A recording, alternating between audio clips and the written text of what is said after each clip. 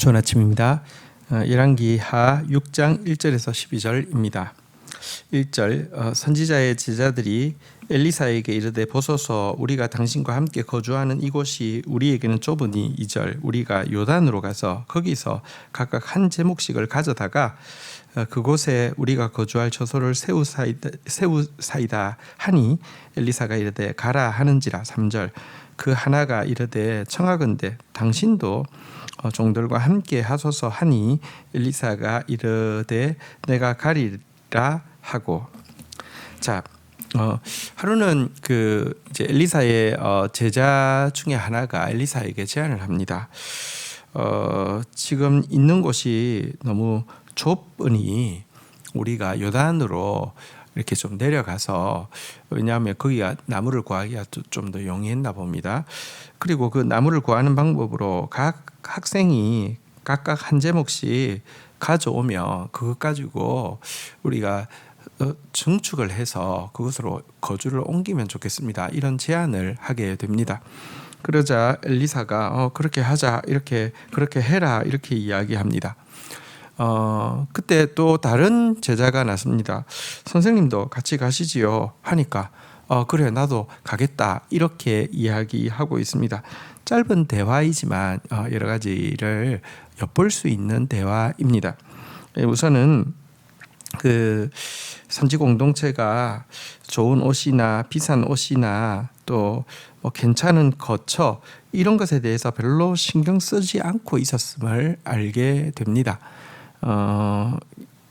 좁을 때까지 썼고요. 또 증축하는 방법도 뭐 외부에서 무슨 도네이션을 받거나 뭐 이런 게 아니라 학생들이 나무 해와서 그냥 같이 이렇게 만듭시다, 이렇게 이야기를 하는 면에서 알 수 있죠. 또 한 가지는 이들에게 있어서 영성 공동체라고 하지만 이 영성 공동체가 그냥 이렇게 묵상만 하고 이런 공동체가 아니라 노동 공동체였다는 것을 알 수 있고요. 그러니까 이렇게 막 집을 짓고 같이 이제 막 땀 흘리고 이런 공동체였다는 것을 알 수 있고요. 스승인 엘리사 역시, 그러니까 예를 들어 보십시오. 스승이 막 이런 일 같은 거는 일절하지 않고 이런 캐릭터라고 하며 스승님도 같이 가시지요 이렇게 얘기하면 너 죽을래 뭐 이렇게 안 나오겠습니까? 근데 이게 자연스럽게 이런 제안을 나무 한 제목씩 가져와서 증축합시다. 그래 좋아. 스승님도 같이 내려가실 거죠? 당연하지.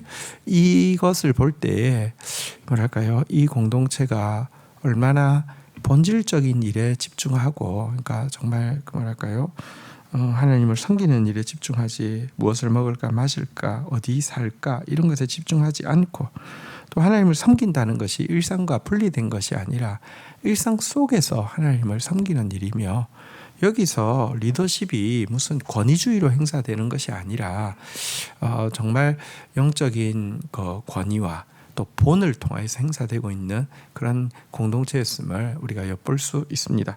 자, 그런데요, 4절 드디어 그들과 함께 가니라 무리가 요단에 이르러 나무를 베더니 5절 한 사람이 나무를 벨 때에 새 도끼가 물에 떨어진지라. 이에 외쳐 이르되 내 주여 이는 빌려온 것이니이다 하니 6절 하나님의 사람이 이르되 어디 빠졌느냐 하매 그곳을 보이는지라. 엘리사가 나무 가지를 베어 물에 던져 새 도끼를 떠오르게 하고 7절 이르되 너는 그것을 집어라 하니 그 사람이 손을 내밀어 그것을 집으니라.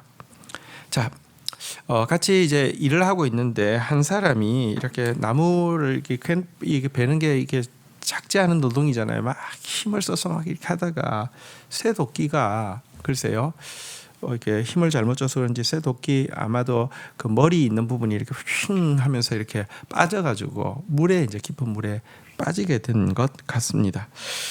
자, 그런데 여러분, 그 당시 고대 시대에 쇠로 된 연장은 어마무지한 것입니다. 실제 쇠로 된 이런 연장들은 이렇게 흔히 가질 수 있는 것이 아닙니다. 그런데 이거를 빌려서 썼는데 이걸 이제 분실하게 되었으니 너무 낭패가 된 것이죠. 그래서 그가 내 주여 이는 빌려온 것이니다라고 이렇게 외치게 됩니다. 그때 엘리사가 나무가지를 베어서 물에 집어 던지고는 그러자 새도끼가 떠올랐습니다. 그러니까 그 제자에게 그것을 집어라고 해서 새도끼를 이렇게 집어내는 이런 장면이 나옵니다.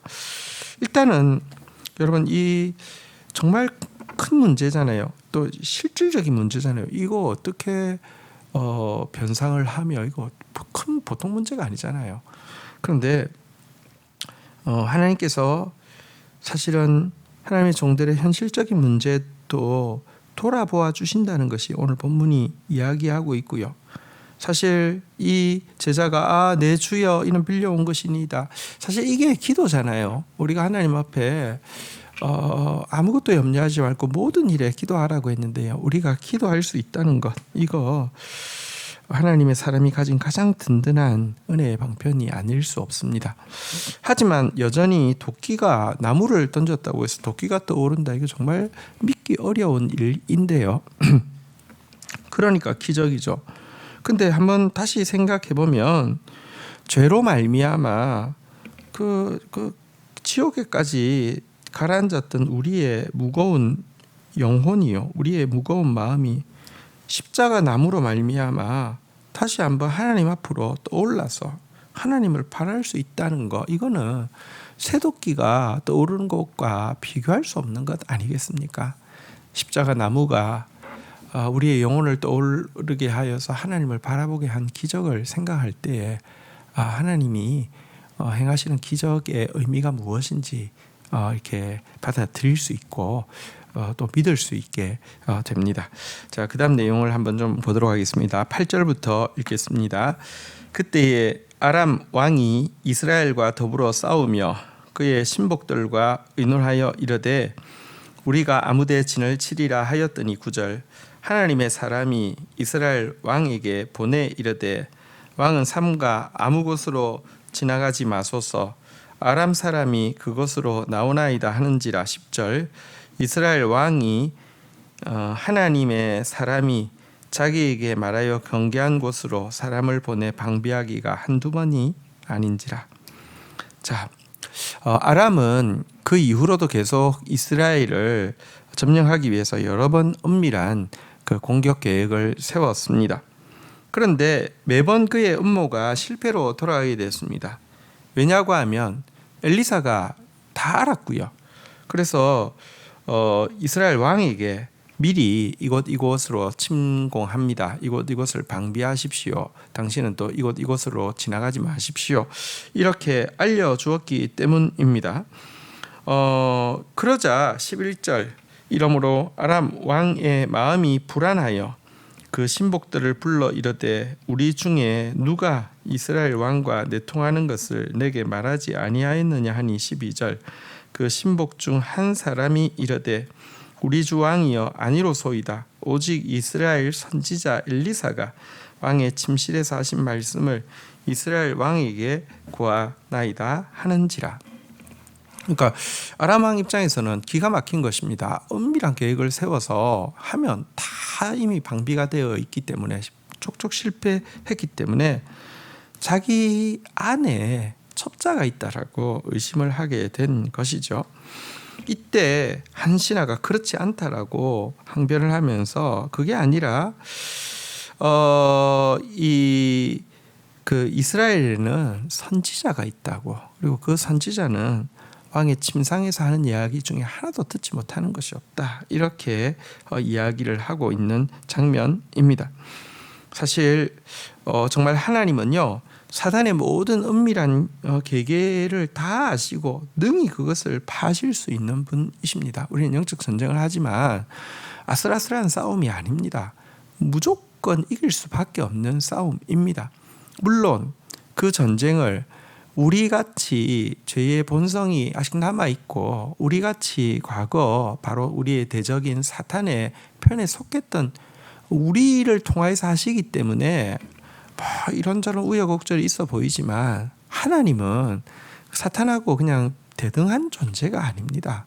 사단의 모든 계계를 다 아시고 다 이미 예수 그리스도를 통해서 파하셨고 완전한 승리를 눈앞에 두신 상태에서 D-Day를 지나 V-Day를 향해서 가는 일을 하나님의 상속자가 될 우리에게 맡겨 놓으셨기 때문에 맡겨 놓으신 것이지, 이것은 이미 승리는 거스를 수 없는 대세라는 사실을 우리가 알 필요가 있습니다. 성경은 이야기합니다. 여호와의 말씀이니라. 사람이 내게 보이지 아니하려고 누가 자신을 은밀한 곳에 숨길 수 있겠느냐. 여호와가 말하노라. 나는 천지에 충만하지 아니하냐. 한편 여러분, 북이스라엘은 사실 우상 숭배와 참 여러 아합의 아직 그 자식들이 다스리는 여러 가지 죄악이 많음에도 불구하고 그 나라를 이렇게 도와주시는 것에서 여러분, 하나님의 본 마음을 알 수 있습니다. 하나님은 자기 백성을 향한 인내심이 정말 크신 분이시고요.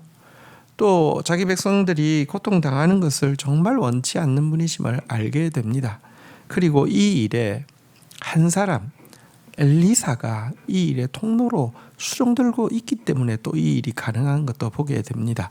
악한 왕이지만 엘리사가 죽게 되었을 때 이스라엘의 그 병거와 마병이여 이렇게 하면서 탄식하고 있는 장면을 보게 되는데요. 어쨌든 하나님은 할 수만 있으면 인내하시고 할 수만 있으면 자기 백성의 고통을 들어주시기를 원하시고, 그런데 할 수 있게 하는 것이 한 사람, 하나님 마음에 합한 진짜 엘리사 같은 한 사람을 찾고 있다는 것을 우리가 보게 됩니다. 그런 한 사람으로 민족교회의 여러 가지 허물들을 걸머쥐고 주님 앞에 나아가 중보하고 주님의 긍휼을 이끌어내는 저와 여러분들이 되기를 축복합니다. 주신 말씀 붙잡고 기도하며 나가도록 하겠습니다. 하나님께서 우리의 무거운 영혼, 지옥까지 가라앉은 영혼을 십자가 나무를 통하여 다시 떠오르게 하시고 하나님을 바라보게 하여 주시고 꿈꾸고 독수리처럼 날아가게 하신 것을 인하여서 감사합니다. 하나님, 지금도 우리의 모든 형편 사정을 아시고 우리의 현실적인 모든 문제도 돌아보고 계시오니 아무것도 염려하지 말고 기도하며 나아가는 주의 백성들 되어질 수 있도록 인도하여 주시옵소서. 하나님께서 자기 백성들을 향해서 얼마나 오래 참으시는지, 범죄한 자기 백성이지만 할 수만 있으면 이 전란의 고통을 면하기를 원하시는 하나님의 마음을 보게 됩니다. 그리고 이 일에 통로로 수종드는 한 사람 엘리사의 존재가 또 얼마나 큰지도 보게 됩니다. 하나님, 민족교회의 여러 가지 허물들을 생각할 때 하나님 앞에 정말 할 말이 없지만 하나님 오래 참으시는 분이시기에 하나님 이 땅에 평화 주시기를 원하시는 분이시기에 하나님, 누군가 민족교회를 위해서, 이 민족을 위해서 중보하며 하나님의 마음을 시원케 해드리며 하나님 앞에서 하나님 앞에서 하나님의 마음 가지고 이 백성들을 어루만지기를 원하시는 주님, 우리가 그런 사람으로서 하나님 앞에 서게 하여 주셔서 민족이 하나님의 은혜 가운데 용서받고 은혜 가운데 깨닫고 은혜 가운데 새로워지게 되기를 간절히 간구하고 소원합니다. 예수 그리스도의 이름으로 기도 올립니다. 아멘.